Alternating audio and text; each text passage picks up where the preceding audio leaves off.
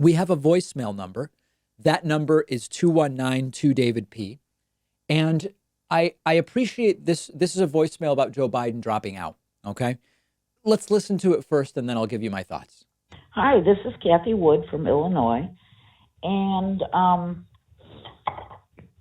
I'm wondering, what are our chances of getting Biden to drop out so we can get a progressive in there? I'd like to see Biden. Excuse me, not Biden. I'd like to see Bernie Sanders. My second choice would be Elizabeth Warren. They could jump right back in if we get Biden to drop out. My number is 63. Whoa, okay. I don't want to put her number out there. So listen, I'm getting more and more inquiries about the Biden dropout movement. We've got to be realistic, okay? Everybody else has ended their campaign, and Biden's winning every poll. Now, I already saw some people who don't seem to understand much of what's going on our subreddit saying, you can't trust the polls, or the polls were wrong in 2016. The polls were basically right. Nationally, they said Hillary would win by 3. She basically won by 3. But this is not my opinion of whether the polls are accurate. What I'm telling you is, look in history. When people are winning every poll and everybody else has dropped out, they don't end their campaigns. Now, there are people talking about Biden's cognitive decline. There are people talking about the sexual assault allegation against Biden by Tara Reade from 1993.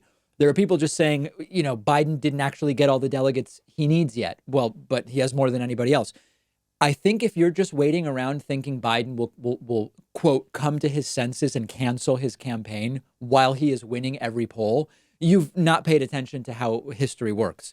Unless Biden dies or is in a coma, or something radically new or different happens that really torpedoes his campaign, people don't end their campaigns when they're winning every poll. He may lose to Donald Trump in November. Maybe the polls are wrong. I'm not analyzing the polls. I'm merely saying the focus on this, to me, does not seem like a particularly good use of time versus lobbying Joe Biden to adopt more progressive policies, for example.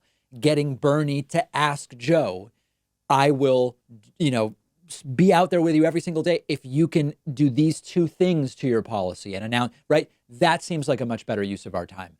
We have a great bonus show for you today. We will talk about the tax cuts that Donald Trump wants. We will talk about a ruling that says New York will do their Democratic primary. They were going to cancel it, and a judge said, no, you've got to do it. We will also talk about restaurant workers being told, don't wear a face mask. Don't wear a face mask or don't work. That is the choice that in Texas, in Dallas, some reopened restaurant workers are being told. All of those stories and more on today's bonus show. Sign up, get instant access at joinpakman.com.